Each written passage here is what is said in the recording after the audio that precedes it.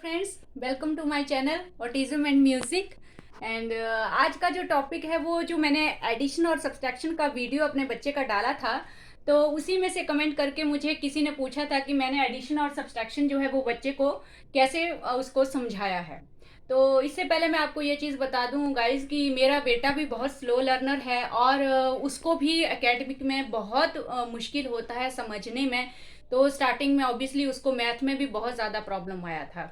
तो सबसे पहले मैं बिगिन करूंगी, ऐसे तो सबको ही आइडिया होता है कि मैथ को इनिशियली जब बच्चे स्कूल में जाते हैं तो कैसे स्टार्ट करते हैं बच्चों को, लेकिन फिर भी मैं एक आपको आइडिया दे दूंगी। तो सबसे पहले क्या करना चाहिए गाइड, जैसे ही बच्चे को आप 1 to 10 काउंटिंग बच्चे को आप सिखाते हो, तो उसी टाइम पे आपको एक्चुअली उनको आइडिया दे देना चाहिए कि 1 मीन्स कितने ऑब्जेक्ट, 2 मीन्स कितने ऑब्जेक्ट। तो वो चीज़ आप उसी समय बच्चों को इंट्रोड्यूस करवाइए। जैसे मैं 1 लिख रही हूँ तो 1 के सामने 1 ऑब्जेक्ट मीन्स 1 बॉल, 2 के सामने 2 बॉल, उसको काउंट करना है। और भी ज्यादा मुश्किल आती है अगर बच्चे को, तो और इजी करने के लिए यहां पर भी आप लिख सकते हो 1 2। जैसे अब वैसे 3 नंबर चलता है तो फिर से 1 2 3। तो इस तरह से थोड़ा और इजी हो जाएगा। स्पेशल बच्चों के लिए एक्चुअली थोड़ा प्रॉब्लम आता ही है, वो बहुत कंफ्यूज हो जाते हैं नंबर्स में एक्चुअली। तो यहाँ पे सिमिलरली आप 1 to इसको 10 तक आप ऐसे ही कैरी ऑन कर सकते हैं। उसके बाद और भी ज़्यादा बेटर है अगर आप जो घर के ऑब्जेक्ट होते हैं, जैसे चना ही आप ले सकते हैं। तो चने से आप एक एक कटोरी में, मतलब एक एक जगह पे आप 1 चना, 2 चना, 3 चना काउंट कर करके आप रखवाएंगे तो उनको और ज़्यादा आइडिया होगा कि एक्चुअली ये जो नंबर्स हैं ये किस लिए होते हैं। और आइडिया लग जाता है कि ये जो 2 नंबर है इसमें इसमें जो ऑब्जेक्ट्स आएंगे वो ज़्यादा होंगे एज कंपैरिजन टू 1। सिमिलरली उनको 3 4 इस सब का आइडिया हो जाएगा कि एक्चुअली में नंबर जो है वो हमारे किस काम आते हैं। तो ठीक यहाँ से आपको बेसिक शुरुआत करना है। उसके बाद आप प्लस में कैसे जाओगे, एडिशन हम लोग कैसे करेंगे इसको।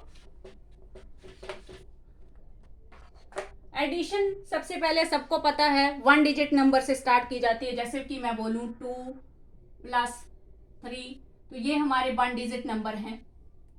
तो अभी शुरू में तो आप बच्चे को फिंगर से उनको फोर्स मत कीजिए। जैसे कि नॉर्मल बच्चा जो है वो तो सीधा फिंगर पे करना शुरू कर देता है, तो हम लोग फिंगर से स्टार्ट नहीं करेंगे ऑब्वियसली। या तो हम लोग बॉल्स बनाएंगे, अगर बॉल नहीं बनाना चाहते हैं, बॉल से क्या हो जाता है जब बाद में 2 डिजिट और 3 डिजिट का एडिशन जब आप करवाते हैं तो बॉल से थोड़ा ज़्यादा वो मैसी हो जाता है। बॉल्स बनाना वो मतलब जैसे मेरा बेटा पूरा पेज भर देता था बॉल बना बना के, तो बाद में मैंने उसको स्विच ओवर किया था लाइंस लगाने में। तो मैं बोलूँगी कि आप स्टिक्स से शुरू करेंगे तो ज़्यादा बेटर है।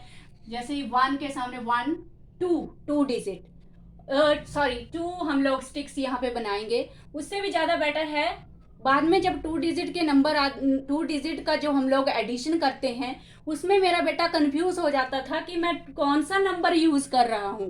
तो ये प्रॉब्लम मुझे बाद में जाके पता चला कि वो इसमें कंफ्यूज हो रहा है। तो उस टाइम पे मैंने उसको इंट्रोड्यूस किया था टिक लगाना। जैसे 2 को टिक, तो मैं 2 के सामने 2 स्टिक बनाऊंगा। फिर 3 को टिक, फिर मैं 3 के सामने 3 स्टिक बनाऊंगा। उसके बाद अगर प्लस प्लस करना है तो मुझे सबको काउंट करना है 1 2 3 4 5, आंसर इज 5। तो सिमिलरली जो सब्सट्रैक्शन है 3 - 2, तो सेम यहाँ पे भी आप बच्चे को बोलोगे कि टिक करो। ये टिक का फायदा आपको उस टाइम पे मिलेगा जब आप 1 से ज़्यादा डिजिट वाला एडिशन या सब्सट्रैक्शन करेंगे, उस टाइम पे ये बहुत हेल्प करता है। तो यहाँ पे फिर से 1 2 3, 2 को टिक 1 2। और फिर हम लोग ये बच्चों को आपको सिखाना है कि जो प्लस है उसमें हम लोग सबको काउंट करते हैं, शुरू से ही उसके माइंड में डालना है। और जो माइनस है उसमें हम लोग निकालते हैं। तो मेरे बेटे के दिमाग में ये भर गया है, उसको जब भी माइनस दिखता है मैं उसको बोलती हूँ माइनस में क्या करते हैं, तो वो बोलता है कि हम लोग माइनस में निकालते हैं। सॉरी, यहाँ पे हम लोग 2 स्टिक नहीं बनाएंगे। यहाँ पे खाली आपको दूसरी बार टिक लगाना है और फिर बोलना है कि बच्चे को कि माइनस में हम लोग निकालते हैं। तो 2 स्टिक्स हम यहाँ से निकाल देंगे। 1 2 स्टिक निकल गया। वो आज भी फिंगर पे करता है तो यही वर्ड्स बोलता है 1 2 निकल गया। तो फिर कितना बचा 1, तो 1 इज आंसर। तो ये हो गया, ये तो सिंपल है। उसके बाद इसी तरह से आप डबल डिजिट का करेंगे, 22 प्लस 13। तो सिमिलरली आपको यहाँ पे टिक 1 2, यहाँ पे टिक 1 2 3, सबको काउंट करेंगे 1 2 3। ये काटना भी जरूर सिखाना है गाइस, यहाँ से एक्चुअली कंफ्यूज नहीं होगा कि मैं कौन सा स्टिक्स, जब हायर नंबर आते हैं जैसे कि बिगर नंबर आते हैं 9 या 10, तो तब कंफ्यूज हो जाते हैं कि कौन सा नंबर, कितनी स्टिक्स हम लोगों ने काउंट कर ली है, कितनी बची है। तो ये भी आपको जरूर करवाना है, काटना है ऐसे, जो स्टिक है उसको काटना है 1 2 3 4 5, ये भी आपको जरूर करना है। ये छोटे छोटे टिप्स हैं जहां से बच्चा कंफ्यूज नहीं होगा और उसका फोकस बना रहेगा। 1 2 3 4 5। सिमिलरली यहाँ पे भी हम लोग उसको टिक करवाएंगे, 2 को टिक 1 2, 1 को टिक 1, फिर सबको प्लस में सबको काउंट करते हैं 1 2 3, तो ये आ जाएगा। सिमिलरली हम लोग सब्सट्रैक्शन में इसको ऐसे ही करेंगे, सेम प्रोसीजर हम यहाँ फॉलो करेंगे। फिर से tick, sorry this is grouping, actually आगे जाके कंसेप्ट आता है, तो वो तो हम लोग अभी डिफिकल्ट होगा। हालांकि अर्नव अभी वो कर लेता है, काफ़ी टाइम लगा उसको। तो जैसे मैं सिंपल नंबर लेती हूँ 11, तो सिमिलरली 2 को टिक 1 2, देन हम लोग 1 है तो माइनस में निकालना है, तो 1 निकल गया, ये साइन आपको यूज करना है, ये साइन निकल गया, एंड 1 बचा है तो 1 हम लोग लिखेंगे। 3 को टिक 1 2 3, सिमिलरली 1 को टिक, तो -1 करना है, मीन्स 1 हम लोग 1 स्टिक इसमें से हम लोग निकाल देंगे, तो 1 स्टिक निकल गया और कितना बचा 1 2। तो ये हम लोग सिंपल ऐसे हम लोग करवा सकते हैं। फिर जब आपका बच्चा स्टिक्स में परफेक्ट हो जाएगा, स्टिक्स में करना वो सीख जाएगा, प्लस और माइनस का जो कॉन्सेप्ट है, तो बाद में आप फिंगर पे स्टार्ट करेंगे। और उससे पहले एक और बात, एक टाइम पे आपको प्लस ही सिखाना है। जब आप प्लस में बच्चा श्योर हो जाएगा, उसके बाद आप माइनस में जाएंगे। जब माइनस में भी बच्चा श्योर हो जाएगा करने के लिए, उसके बाद आप धीरे धीरे दोनों कॉन्सेप्ट्स को पैरेलली लेंगे। काफी टाइम के बाद जब वो दोनों में ही श्योर हो जाएगा, तो पैरेलली आपको एक जो क्वेश्चन है वो प्लस का लेना है, एक माइनस का लेना है, तो धीरे धीरे उसको आइडिया होगा। ये भी होता है गाइस, जब मैंने अर्नव को प्लस और माइनस साथ में करवाना शुरू किया, तो वो फिर से कंफ्यूज होने लगा, वो प्लस में माइनस, माइनस में प्लस, तो वो और ज्यादा प्रॉब्लम हो रहा था। लेकिन अगेन प्रैक्टिस के साथ, वो टाइम के साथ उस चीज को सीख गया। तो जब स्टिक्स से वो अच्छी तरह से करने लग जाते हैं, उसके बाद आपको फिंगर पे शुरू करना है। फिंगर